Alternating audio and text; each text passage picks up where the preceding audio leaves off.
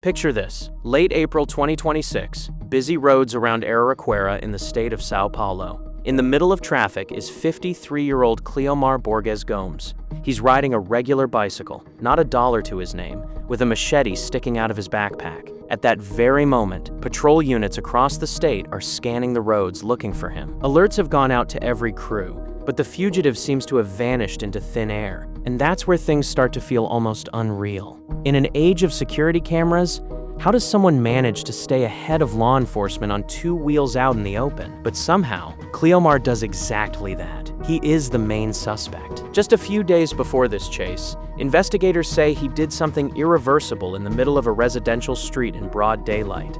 His target was a 20-year-old young woman known online as Genynha Forrozeira. Her real name was Geniane Pereira. So, how did their paths even cross? What led to that final encounter? And why didn't the justice system step in when it still had time? Stay with me, because from here, we're going to rebuild this story step by step. While patrol units were unsuccessfully checking the exits from nearby districts across Sao Paulo state, detectives in the city of Pontal were only just beginning a detailed examination of the crime scene. Everything unfolded on April 24th, 2026, in the quiet residential neighborhood of Adelia Fonseca. People in that area were just starting a normal weekday morning, heading out for their usual routines, when around 9 o'clock, loud, piercing screams came from Albano Menegali Street. A local resident, Juliana Ortolao, was inside her home at that moment. She clearly heard the strange noise coming from outside, along with desperate cries for help.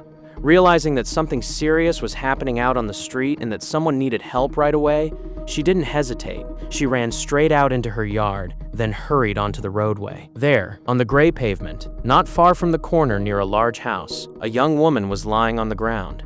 At first, Juliana thought the passerby might have gotten sick because of the weather, blacked out, and collapsed in the street. But when Juliana got closer, she saw something far more disturbing. The stranger's clothing was badly torn, and underneath it, there were multiple deep injuries. The young woman was still trying to breathe, but she was already in critical condition. She couldn't say a single word to explain what had happened or name the person who had done it. While other neighbors, drawn outside by the screams, frantically called emergency services, Juliana dropped to her knees right there on the hard roadway. She carefully lifted the young woman's head, gently rested it on her lap, and stayed that way, trying to calm her and give her some kind of comfort until medical help arrived. Juliana had never seen this young woman in the neighborhood before, but she could not leave her alone in those terrifying minutes. Soon, an ambulance crew arrived at the scene with its sirens on.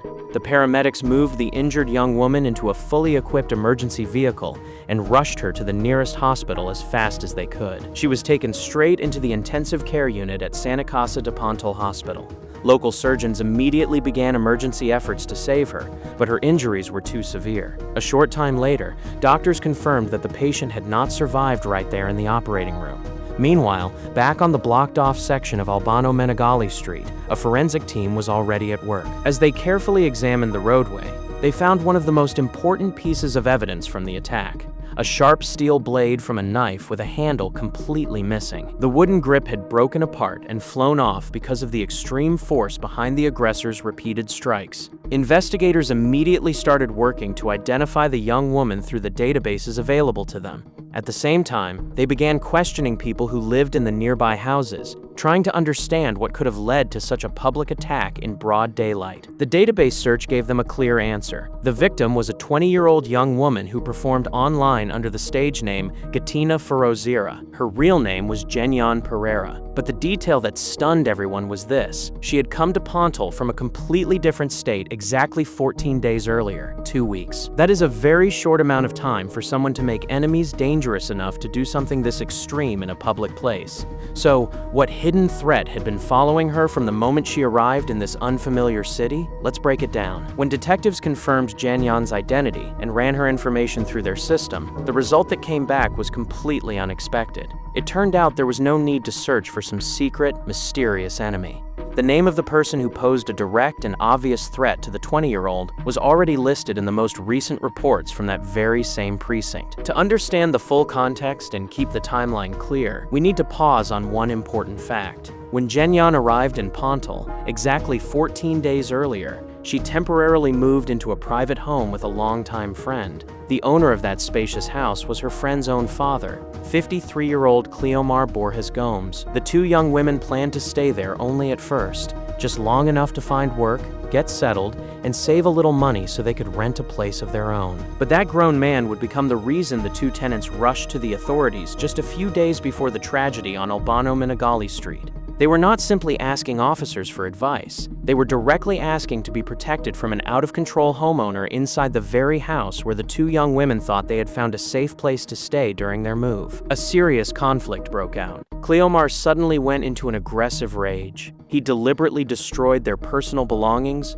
and tore up their everyday clothes. This was far beyond a normal family argument. Later, when voice messages from people close to Genynha began circulating online, another disturbing detail from that loud incident came out. It turned out that the damaged furniture and broken items were only a small part of his aggression. According to those accounts, the homeowner tried to go after Genynha while she was in bed. Terrified, the two young women did not stay quiet about what had happened. They went for help right away. Patrol officers responded to the call. Cleomar was taken in and questioned at the station. At that point, officers seemed to have everything they needed to immediately separate this aggressive man from the public. Direct statements from two frightened witnesses, damaged belongings, and clear signs of destruction inside the room. It looked like the protection system had done its job, and the potential threat had been removed. But then came a complete failure. After a brief conversation, the officer simply let him walk back out onto the street. He was not ordered to stay away from the young women. He was not held even for a single day. No protective presence was placed near the house. Cleomar stepped back outside, fully aware that there had been no real consequence for what he had just done. Now, left on their own with a man who had already shown he was willing to cause physical harm, Genynha and her friend realized they could not count on help. Under intense stress, they quickly gathered whatever belongings were still intact and left that house for good. They found a temporary place to stay in another part of town, sincerely hoping that distance would solve the problem. They continued going to work every day, trying to survive and get on their feet in a place that was still unfamiliar to them. But Cleomar had no intention of stopping. After walking away with no real consequences, he began tracking their new routes. So, how did a newcomer end up under the same roof as this man in the first place? And what secrets were buried in his past? That's where the facts begin to change the whole picture. To understand how Genynha ended up caught in this dangerous trap, we need to step back and take a closer look at the aggressor's own background. Cleomar Borges Gomes was not originally from Sao Paulo state. The 53-year-old had moved to the more developed city of Pontal from another part of Brazil, the state of Minas Gerais. His reason for moving was practical. He was looking for steady work and better economic conditions, the kind of opportunities he simply could not find back home. After Cleomar left, his own daughter stayed behind in Minas Gerais. And this is a detail that comes up that is hard to process in any normal human way. The relationships inside that family were not just strained, they were openly destructive. From audio recordings that would later surface online through people close to the case, a dark mark in Cleomar's past became known. Long before he moved to Pontal, Cleomar had already tried to seriously harm his own daughter. In any healthy society, after an incident like that, contact between relatives would usually be cut off forever. But that is not how things played out here. After some time, father and daughter started talking again. Somehow, they smoothed things over and rebuilt the connection. Meanwhile, Cleomar had settled in Pontal, found a house, and started building a new routine in a new city.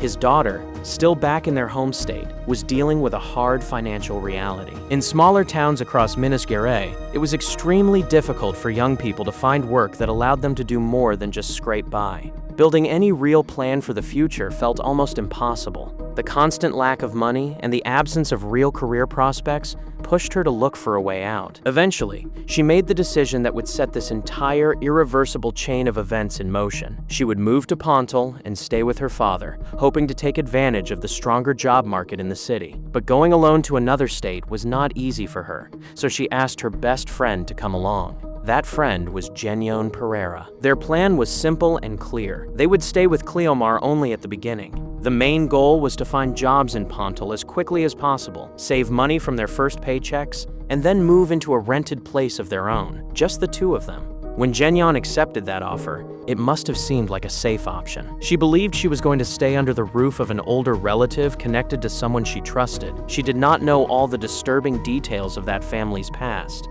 So, who was Genynha back home? And why did she need money badly enough to leave everything behind and travel hundreds of miles away? Let's stay with the facts. To understand Genynha's real motives, we need to go back. Long before that life-changing trip to Sao Paulo, her life looked completely different. Geniane Pereira was born on July 17, 2005, in the small rural community of Terra located in the municipality of Minas Novas. She was raised by her single mother, Marli Pereira. Her father had not been present in her life from the very beginning. Only when Genynha turned 15 did she make a conscious effort to find the other side of her family. She learned that her biological father had passed away long before, but the search was not for nothing. Genynha met his relatives and quickly became part of their circle. She grew especially close to her cousin Allison, and from that point on, the two stayed in close contact. Back home, many people knew Genynha. From an early age, she was deeply involved in dance. Later, she became an official dancer for the popular music group Ousadia do Forró de Cabelinha. On stage, she gave everything she had. Her movements had real power, clean timing, and sharp precision. Over time, she built a solid local following. Business owners in the area started inviting the bright young performer more and more often to take part in regional ad shoots. On social media, her followers were used to seeing a cheerful, full-of-life young woman performing under the name Genynha Forrozeira, someone whose life, from the outside, seemed to be going exactly right. But behind that polished, carefree online image was a much harder reality. The region where she lived offered almost no real path for career growth. The money she earned from occasional performances and small commercial shoots was not enough to build any serious savings. Genynha was deeply attached to her mother and to the people around her. She called home every day. But in the end, ambition started pulling harder. Her goals were completely understandable. She wanted to buy her own house, get a reliable car, and stop living in a way where every dollar had to be counted. That intense need to break out of a cycle of financial pressure is what pushed her to agree to move to an unfamiliar city. On April 10, 2026, a whole group of people gathered at the local bus station to see her off. Relatives and close friends, including her best friend Thais Leo, came to wish Genynha luck with this new chapter. Thais stayed behind in their home state. Genynha, with one packed suitcase, boarded an inner-city bus. She arrived at the address in Pontal, walked into the spacious house of a 53-year-old man, and began unpacking her things, hoping she was stepping into a productive and peaceful stage of her life. She had no idea that the man who owned that house had already started watching her closely. So, how did the illusion of a normal life fall apart in just a few days? And what became the main trigger for his uncontrollable aggression? During the first days under Cleomar's roof in Pontal, everything seemed to be going according to plan. The two newcomers quickly found work, adjusted to their new schedule, and started saving the money they earned. Genynha regularly called her mother, happily telling her that everything was moving along and that financial independence finally felt close. But the calm routine ended incredibly fast. The original verbal agreement was abruptly broken by the homeowner. Cleomar suddenly announced that the two tenants had to pay him a large amount of rent to keep staying there. That demand was the first warning sign that the situation was changing, but the real threat was something else entirely. The money issue turned out to be a convenient excuse for control, a way to stay close, apply pressure, and shrink the distance between himself and the young women in his house. The 53-year-old's behavior began changing quickly and in a frightening way. He started showing open, intrusive interest in his daughter's 20-year-old friend. Before long, that interest crossed into direct, inappropriate physical contact. Inside the house, Cleomar moved close to Genynha and deliberately touched her in an inappropriate way. Genynha reacted immediately. She shut it down firmly, made her boundaries clear, and told him that behavior like that toward her was completely unacceptable. But her direct refusal did not stop the aggressor. On the contrary, the rejection only turned his attention into obsessive tracking. After Genynha pushed him away, Cleomar began studying the young women's schedule in detail. He kept track of the exact time they left for work, figured out the streets they used, and watched closely for when they came back. Living under the same roof had turned into a trap, with psychological pressure building every single day. The trigger for what was coming was something painfully ordinary. Cleomar found out that Genynha had drawn the attention of a local man in Pontal, According to one version, he heard it by chance while listening in on someone else's conversation. According to another, the young women themselves casually mentioned the new acquaintance. Either way, that information hit like a detonator. The thought that the newcomer was talking to another guy set off a wave of uncontrolled, destructive jealousy in Cleomar. That rumor is what started the chain of aggression we talked about earlier. The wrecked room, the destroyed personal belongings, the torn clothing, and the attempted assault while Genynha was in bed. That was the exact incident that pushed the terrified young women to run to the police station and ask for help. And that was where the justice system failed, leaving the aggressor free. Now the picture is clear. The two tenants had moved into a temporary safe place, having lost part of their clothing and belongings. But Cleomar had already studied their morning route to work in detail. He knew exactly what time they would be walking through the residential streets. So, how did everything unfold on April 24th at that intersection? And why did Genynha have almost no chance to get away? Stay with me, because now we're going to walk through the aggressor's movements moment by moment on that morning. The timeline brings us back to the morning of April 24th. Genynha and her best friend leave the temporary place where they had been staying for the past few days after their emergency escape from the unstable homeowner.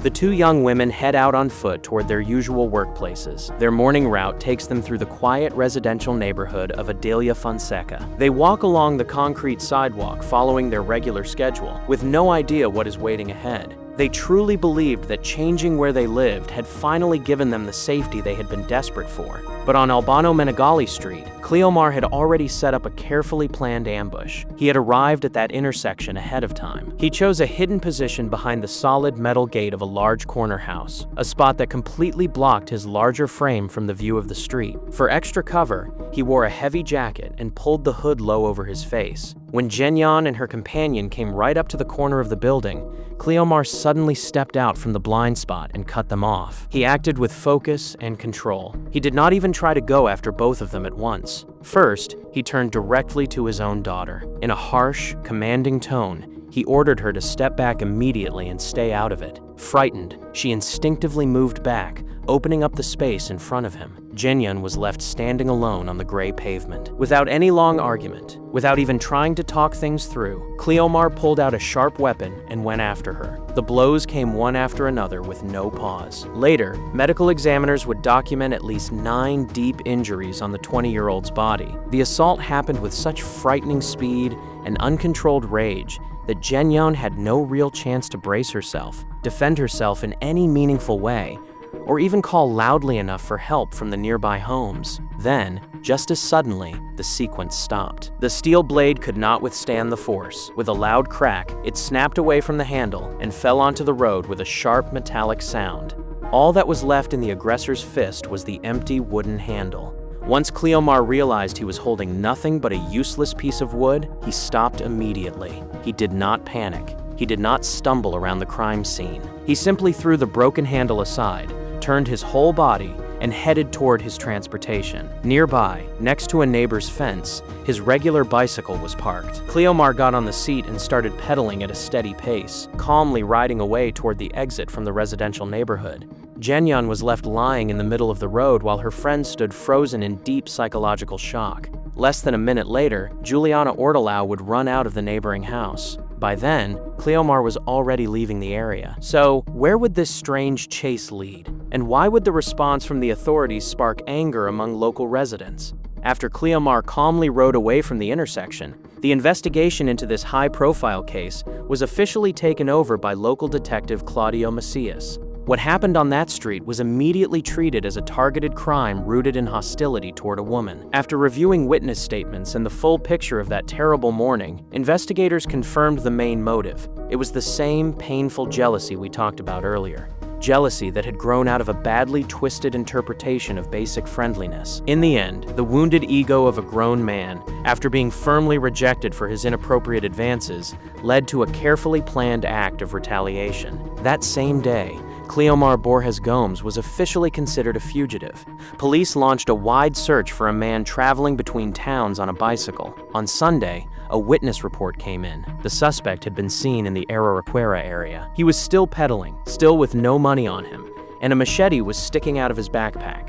And this is where local residents began raising very fair questions about how the agencies were handling the case. On social media, rumors quickly started spreading that someone from Cleomar's old circle was actively helping him, hiding him on private properties that were hard to access. The actual offender was still out of reach, while patrol officers kept checking tree lines, rural roads, and back roads with no result. Cleomar's own daughter, the one who had seen everything from beginning to end, shut herself off from the outside world completely. She made no public statement, deleted or locked all of her accounts, and stopped responding even to close friends. She was left in an extremely difficult and almost unbearable position. She had become a key witness for the prosecution against her own father. On Sunday, April 26th, Genynha was brought back to her home state of Minas Gerais. In the rural community of Terra Cavita, at the home of her mother, Marli Pereira, family and friends gathered for an incredibly painful goodbye. Marli, who had believed until the very end that her daughter had left to build a safer, more stable life, received condolences from people across the entire area. In Genynha's memory, friends and colleagues began widely sharing Taina Bittencourt's song, Vivendo Existendo, online. For people in the community, that heartfelt track is now tied almost entirely to Genynha. A young, bright person with clear plans for the future had her life taken away because of someone else's obsession, and this case could have stayed hanging in the air, unresolved. But the public pressure did what it was supposed to do. The offender could not keep running forever on two wheels. On April 29th, exactly 5 days after the attack, Cleomar was finally tracked down. Police carried out a forceful arrest right in a public square in the city of Ribeirão Preto. Once he was in handcuffs, with cameras rolling, the aggressor quickly lost all of that confidence he seemed to have before. During his first official questioning, he fully admitted responsibility and confirmed that he had acted out of uncontrolled jealousy. Cleomar Borges Gomes is now being held without bail and is awaiting trial, the trial that should bring the final answer in this case. Write in the comments what kind of punishment you believe this man deserves, and take care of yourselves. Thank you for listening to this story all the way to the end.